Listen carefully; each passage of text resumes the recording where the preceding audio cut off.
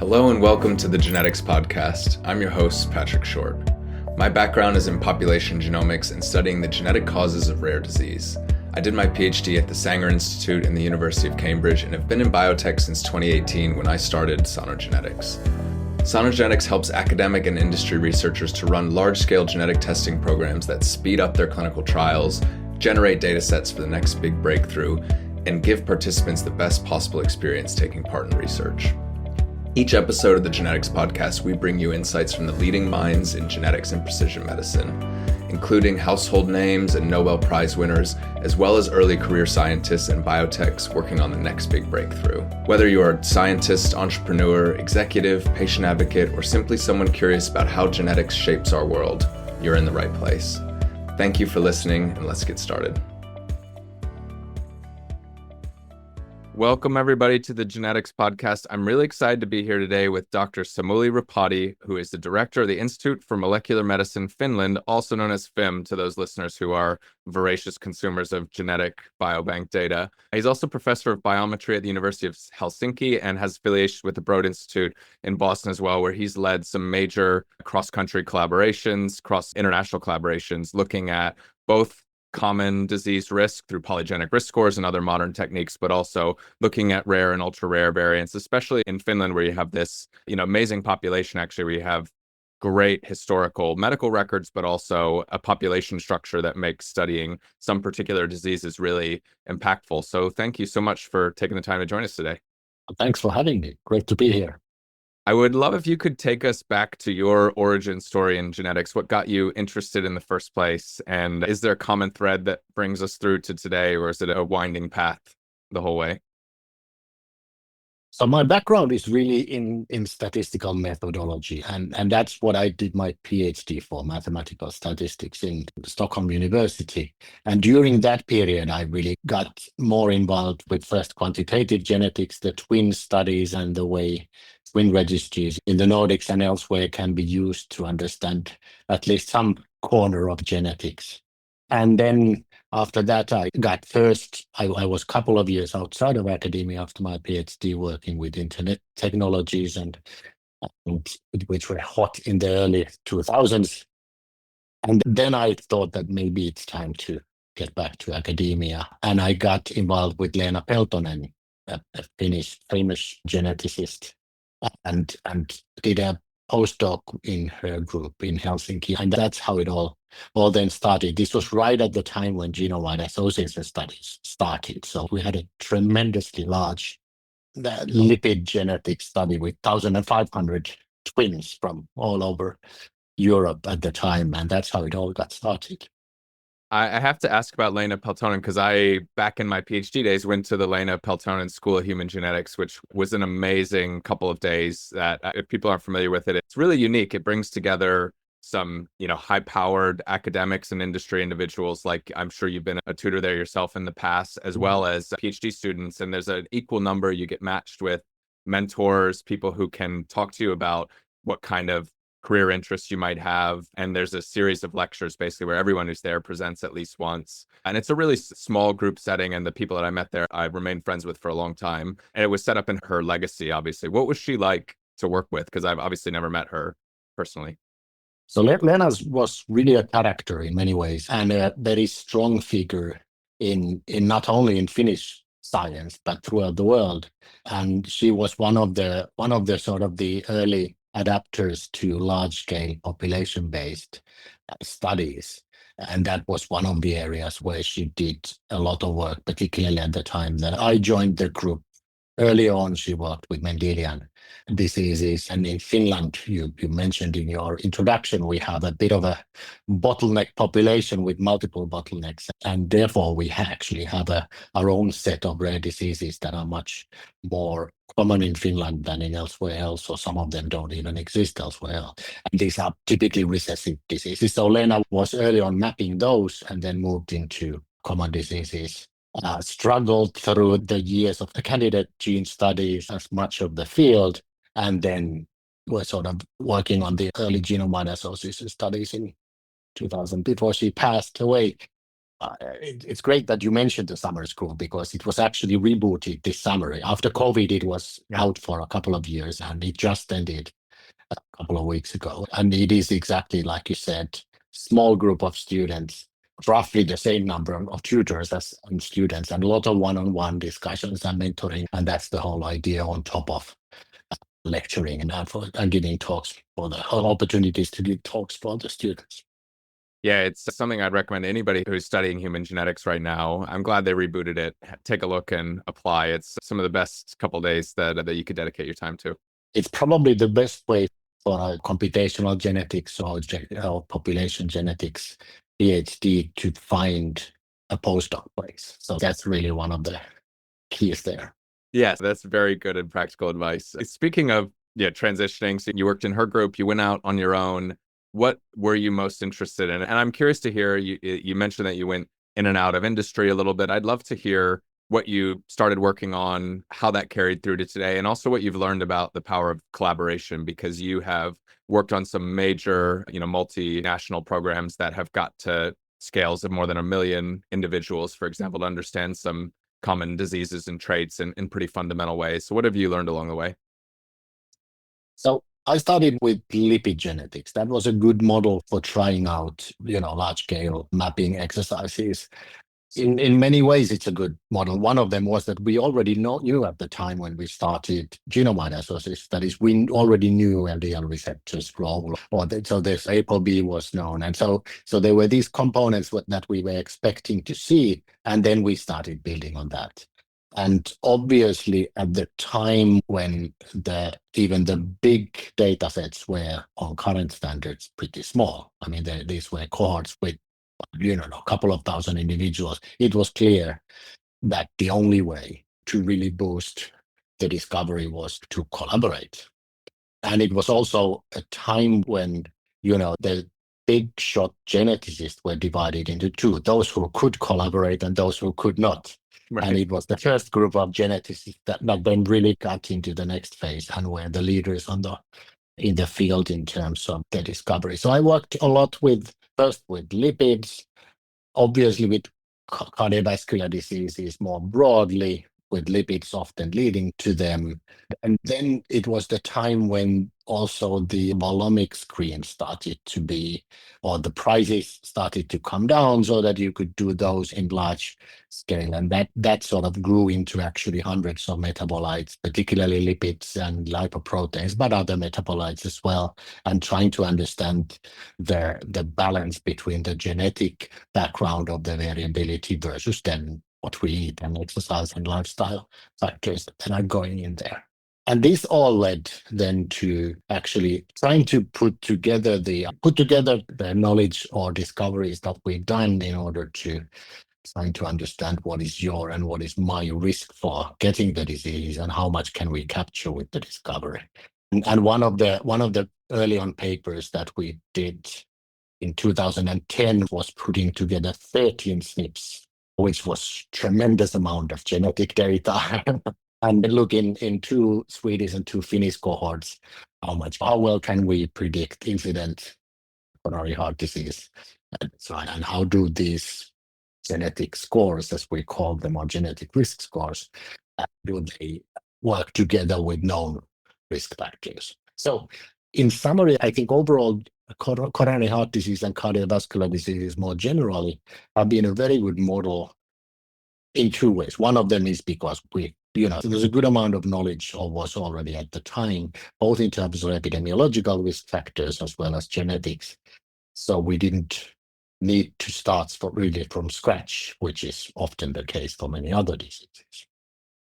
Yeah, and this is a good segue, I think, to one of the topics that I want to spend a good chunk of time on today to pick your brain on, because you've done a ton of really interesting work over your whole career, but especially recently, around how do we implement these kind of advanced polygenic risk scores, other risk prediction or stratification tools into the clinic. So for example, I think earlier this year you had a paper that you published in European Heart Journal on polygenic risk scores in cardiovascular clinics. I'd love if you could just give your perspective of the state of the art today. What do we know about what polygenic risk scores can do for us clinically? And then what are the big questions about what they might be able to do in the future, but can't yet do today? So I think there are three different components that really need to be in place if we want to think about clinical implementation. First of all, we need to be able to capture the genetic risk well enough. So the polygenic risk score needs to be predicted. But that's the case now for many different diseases and many common complex diseases, diabetes, breast cancer, coronary heart disease, good examples of that as well. The second thing is that what I think makes it much easier for think about clinical implementation is that if there is already a pathway in terms of clinical setting or a time in our lives when we are anyway checked for disease risks, then providing genetic information on top of these routine settings is the way to go, because that's where we already know or have our procedures in place. And they're the two examples, I think, where we are furthest is coronary heart disease in terms of that we have these regular checkups, or we at least should have these regular checkups for the risk where we measure our cholesterol and blood pressure and ask about diet and exercise habits or smoking or alcohol usage, these type of things.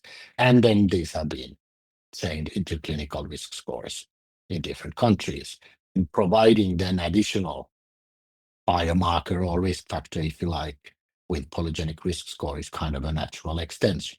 A second example that we have been working with is actually breast cancer, where again, we have in many countries, there's a mutation screening for BRCA1 mutation, BRCA2 mutation, ALK2 mutations. There are panels for these that are applied in certain settings. For example, in Finland, if there's an early onset breast cancer patient coming in with recorded family history, then often the healthy relatives or healthy female relatives of this index case are then screened for these mutations. Now, bringing polygenic risk score on top of the mutation screening is again a natural setting where this can be applied, particularly at least in our hospital in Helsinki, University of Helsinki. Even if we enrich to early onset cases, we search for mutations, it's about 10% that those with family history and early onset cases carry a BRCA mutation or a similar effect mutation. So there's 90% of these cases that do not seem to be at least captured by these known mutations. Now providing polygenic risk score next to these mutation screening, we can push that up to 30%. Wow. With clearly elevated polygenic risk score on the same level as a sort of a medium level mutation profile. So that's another component. And is that significantly higher? Sorry to interrupt. In breast cancer compared to coronary artery disease, for example, do you get that level of explainability from polygenic risk across a broad range of diseases? I think breast cancer is a little so polygenic risk score for breast cancer is a little bit more sort of stronger than coronary heart disease, not much.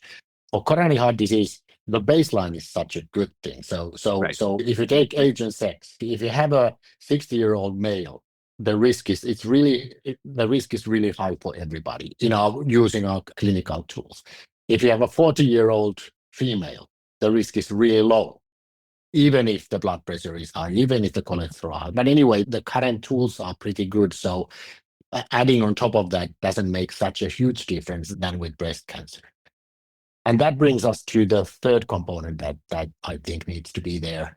And this is to do that. Obviously, there has to be something you can do to lower the risk. Without that, it doesn't make any sense to bother people. So for heart disease, it's through medication, through statin usage, through other or lifestyle changes. We can do that. And again, it's important that both these non-genetic factors as well as genetic factors affect the risk. For breast cancer, it's more difficult to prevent the disease, but the early detection is, of course, really important. And therefore, you can have screening procedures that are personalized to these high-risk individuals. They should start earlier, maybe have mammography more often or other tools of screening. So these are, I think, the three tools that are really the key for applying these in a clinical setting. Yeah, that's a really good framework. And this last point actually reminded me of one of your really interesting papers that I wanted to ask you about, which was back in 2023, I think early 2023, but you almost ran this process in reverse. The title, for anyone who wants to look it up, is Genetic Predictors of Lifelong Medication Use Patterns in Cardiometabolic Disease. I thought this was a really interesting study design because you worked backwards from the medication use data and said, if we look at the people who are lifelong, I suppose using statins or other kind of cardiovascular, cardiometabolic disease risk mitigation medications, what can we learn about the genetics of those people? I'd love if you could talk about that paper a little bit and what you learned, because I thought it was really interesting. Sure. So I think what we did was that in FinnGen study, which is a study of 500,000 Finns or 520,000 Finns, which is 10% of Finnish population, which means that it's sort of a quite representative of the population here. So one of the things that we have for FinnGen on top of having genetic screens on everybody is pretty rich longitudinal health data. This means hospitalizations, this means all the cancers, this means actually all the cancer screening information, but it also means all the prescription drug purchases since 1995 are there. Wow. In the FinnGen database for these 500,000 people. So what we did in that particular paper is that we focused on cardiometabolic disease preventive or treating drugs. So we looked at statin usage, we looked at anti-hypertensive medication as well as type 2 diabetes medications. And then we asked the question that if we simply map or run a GWAS on how many pills have I bought over my life for these, what does that tell about the underlying diseases? And we could show that it had a powerful phenotype that we could actually find quite a bit of new genes for these underlying diseases. So that was one of the outcomes of that. But perhaps that's not the most interesting one, except as an exercise showing that this medication data could be used meaningfully to study the disease. But the second thing was that we wanted really to try to develop tools when I start the new medication, if I had the genetic screen, could I predict my behavior as a user of the medication? And there are two different things that we were particularly interested in. Can we predict who stops the usage of these medications after a year or two, either because of lack of efficacy or because of adverse events? So that was interesting. And we could show that actually polygenic risk scores for the risk factor that we are treating with these medications, we see that if that risk factor is high for statin use, you're more likely to stay on the medication.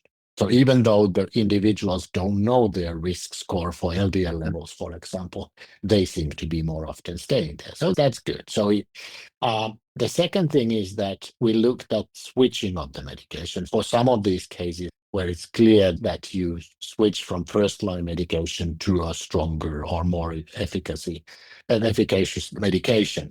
And for example, for diabetes, it's clear that we can also use the type 2 diabetes risk score to predict who are the most likely ones to go from, say, metformin to stronger medications and eventually to insulin. So that was kind of interesting because at the end of the day, it's kind of a combination of behavioral endpoint and there's underlying biology there. So it's a mixture of those two.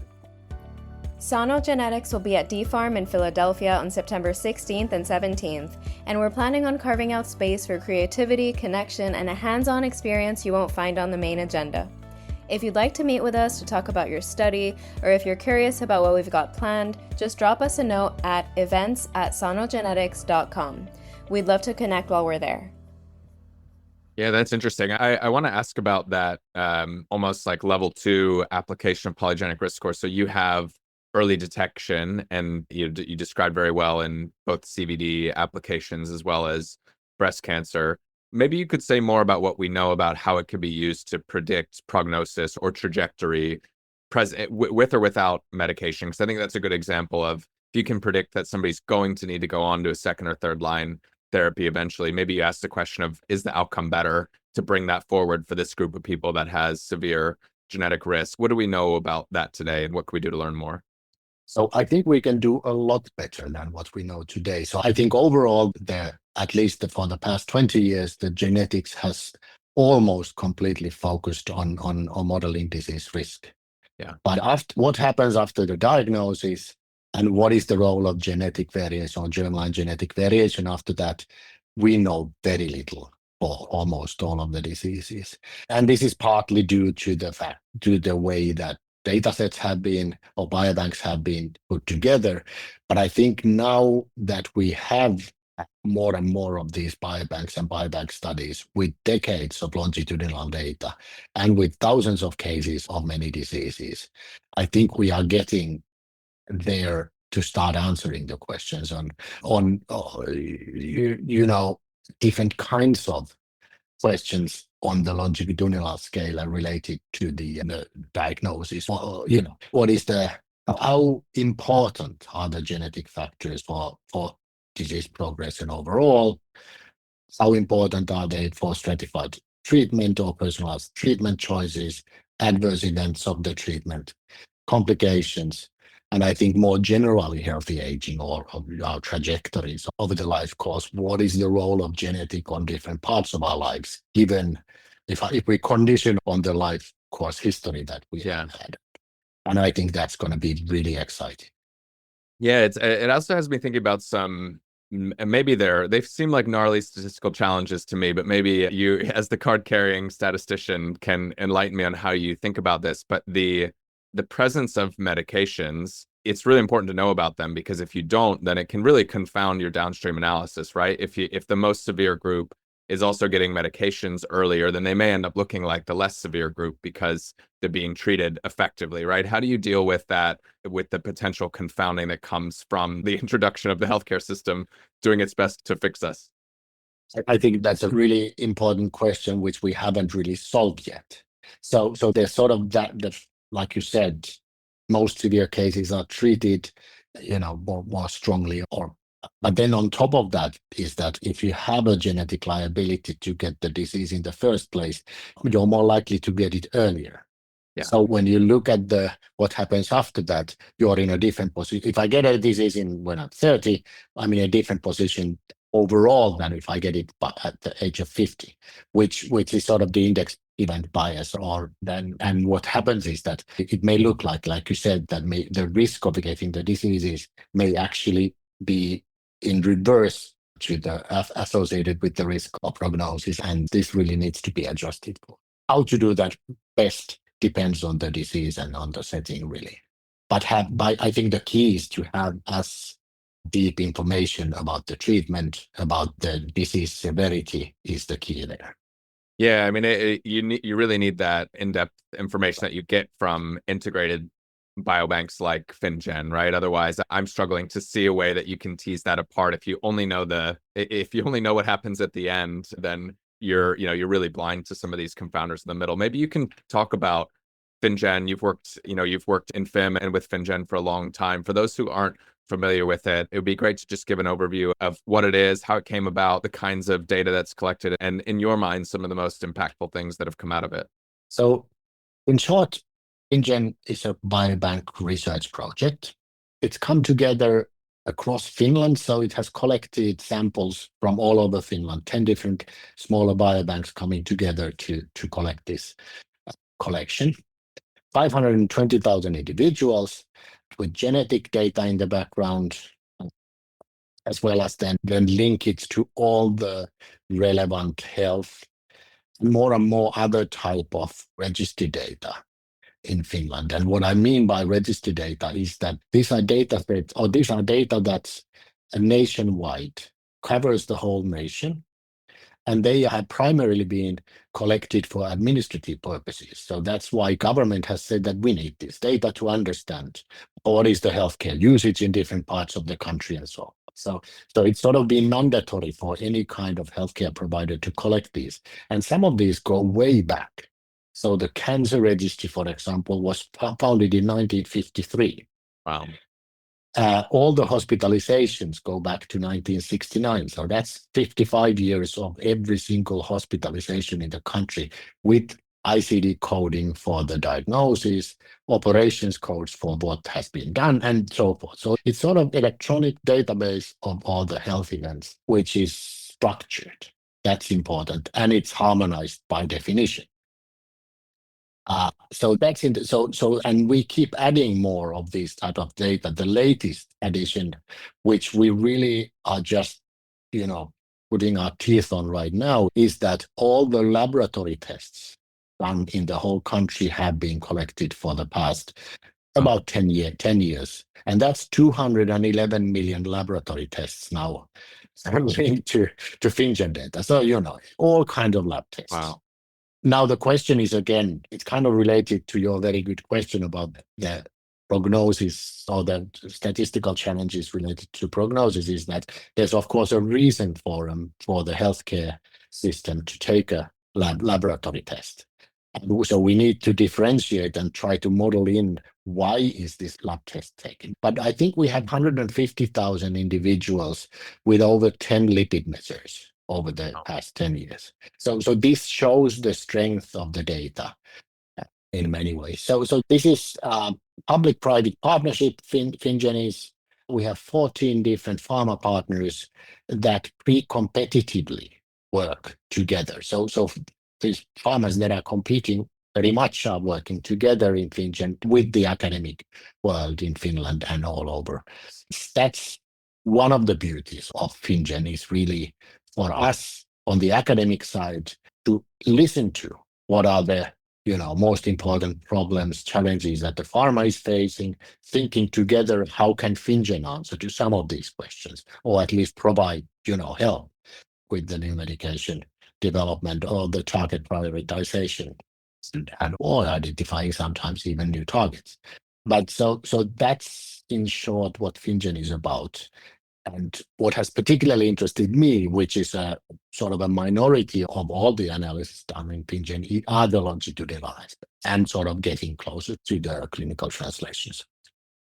When you think about that academic industry relationship, what are the big things that you see over the next 5 years, say, where when you get everybody around the table, everyone's looking at the problem the same way and saying, yes, we absolutely need to do this. Like I had Rory Collins on one of the early episodes of the podcast. This was back in 2020, and they were talking about proteomics at the time. And we've seen a huge wave across a number of biobanks. What is that today for you? If you look at, the next 5 years, what is the big, it could be technology or something else, but what are you thinking about?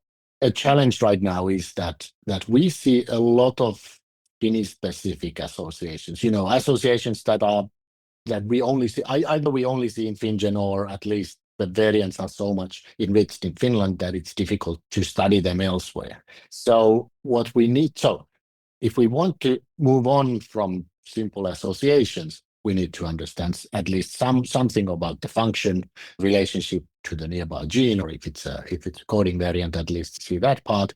So what we are pushing on is, various molecular profiling that we can do at scale.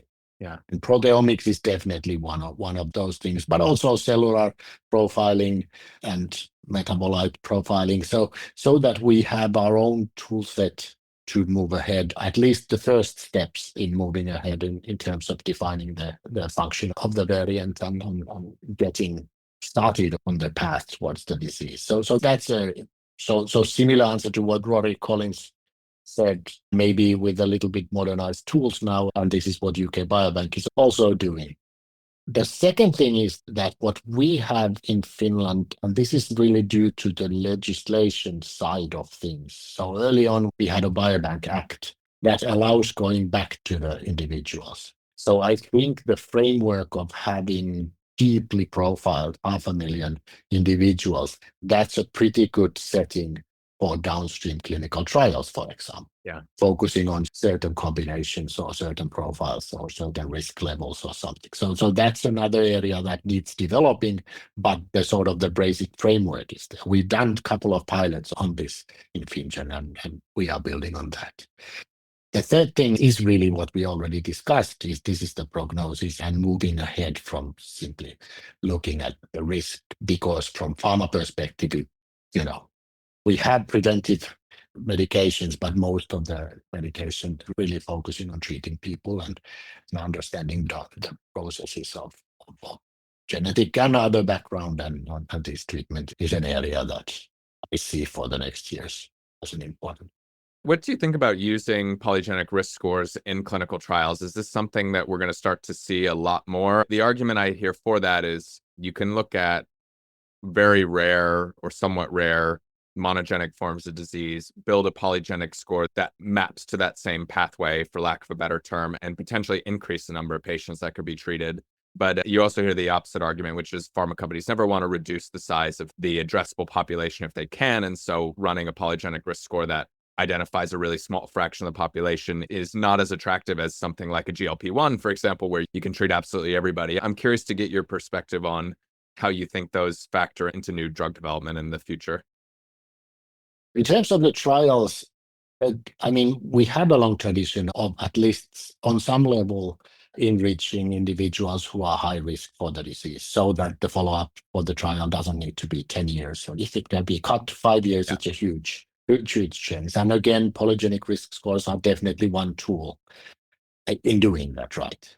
So I think we are going to see those.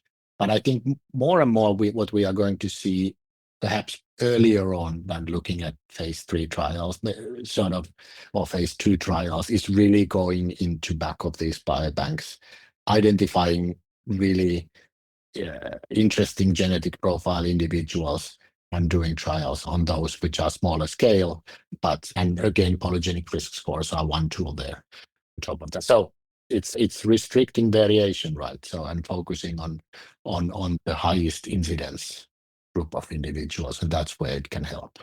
Yeah, that makes sense. As you look forward for the focus that your research is going to take, I'd love, as we close out here, if you could leave people with some of the major areas that you're going to be focusing on the next couple of years so that they can hear more about how you're thinking about the world and follow your work. I think one of the things is that we've been very good at piling as many cases as possible without so much focusing on the heterogeneity between the cases. I think we now, with the very large biobanks, we can sort of go back and define our phenotypes, more strictly, and that will help us understand some of the biology. That will help us also downstream in thinking of the sort of the personalized treatment options and so forth. So that's one thing.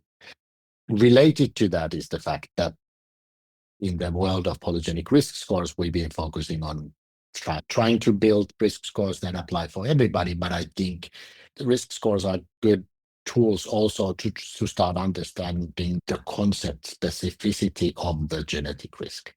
It's not, the genes are not operating similarly for everybody. And again, the large scale biobanks help us there.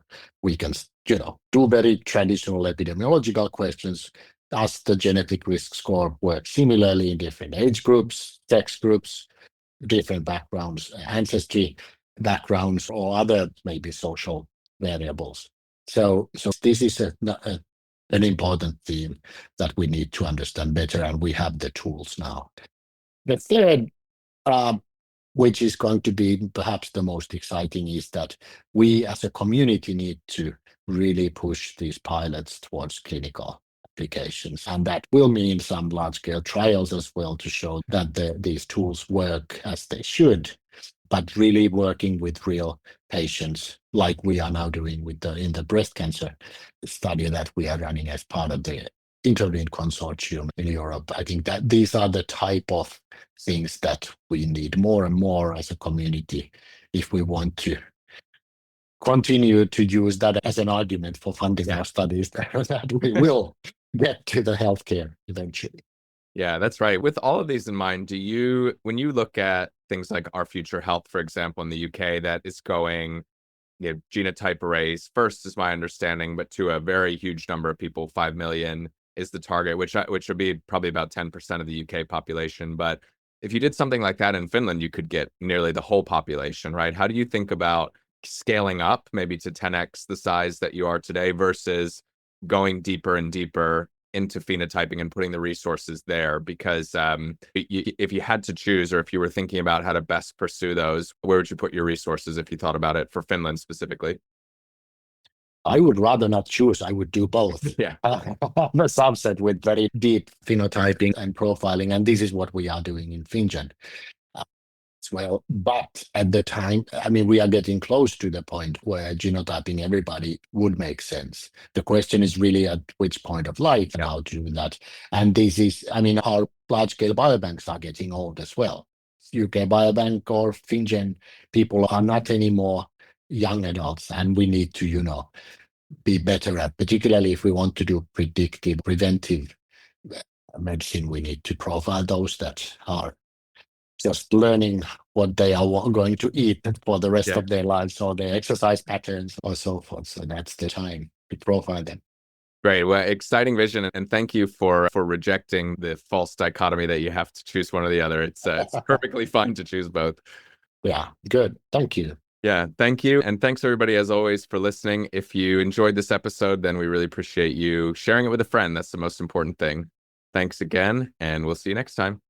That wraps up this week's episode of the Genetics Podcast. I'd like to give a huge thank you to our guests for sharing their valuable insights and experience. And thank you as well to our listeners, as always, for tuning in. If you enjoyed today's talk, the number one thing I would really appreciate from you is if you could share it with a friend or colleague who you think would enjoy it as well. We would also really appreciate if you could subscribe to our show and give us a quick rate and review on Apple Podcasts, Spotify, or your favorite podcast platform. Both of these things help us become more visible when people search for genetics and precision medicine podcasts. And we're always eager to hear from you. Please reach out to us with any questions or feedback on social media. You can find Sanogenetics on Twitter, LinkedIn, or visit sanogenetics.com. Finally, a big thank you to the team behind the scenes who make all this possible. In particular, Amy Cousins and Sonia Shah, who produced the show, and James Pierce from Selected Frequencies, who handles the audio engineering. I'm Patrick Short, your host, and it's been a pleasure. Thank you, and we'll see you next time on the Genetics Podcast.